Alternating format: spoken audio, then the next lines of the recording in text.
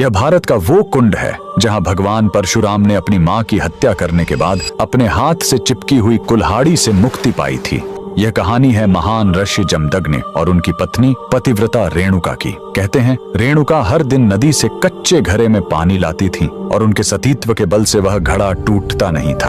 उनके 5 पुत्र थे, जिनमें सबसे छोटे थे विष्णु अवतार परशुराम। एक दिन रेणुका ने नदी में कुछ गंधर्वों, स्वर्ग के संगीतकार को जल क्रीड़ा करते देखा। उन्हें देखकर एक पल के लिए उनका मन मोह में पड़ गया और उसी क्षण उनके सतीत्व का बल टूटा और कच्चा घड़ा टूट गया। जब वो आश्रम लौटी तो ऋषि जमदग्नि ने अपने योग्य बल से जान लिया कि उनका मन भटक गया था। वो इतने क्रोधित हुए कि उन्होंने अपने पुत्रों को आज्ञा दी, अपनी मां का वध कर दो। जब चारों बड़े भाइयों ने मना कर दिया तो क्रोधित पिता ने उन्हें तुरंत पत्थर बन जाने का श्राप दे दिया। इसके बाद परशुराम ने पिता की आज्ञा को अपना धर्म समझा। उन्होंने भारी मन से अपनी कुल्हाड़ी उठाई और अपनी ही मां का सिर धड़ से अलग कर दिया। उनकी आज्ञाकारिता से प्रसन्न होकर जमदग्नि ने वरदान मांगने को कहा। परशुराम ने तुरंत अपनी मां को फिर से जीवित करने और साथ ही पत्थर बन चुके अपने चारों भाइयों को भी मुक्त करने का वर मांग लिया। सब फिर से जीवित हो गए, मानो कुछ हुआ ही ना हो। लेकिन कहानी यहीं खत्म नहीं हुई।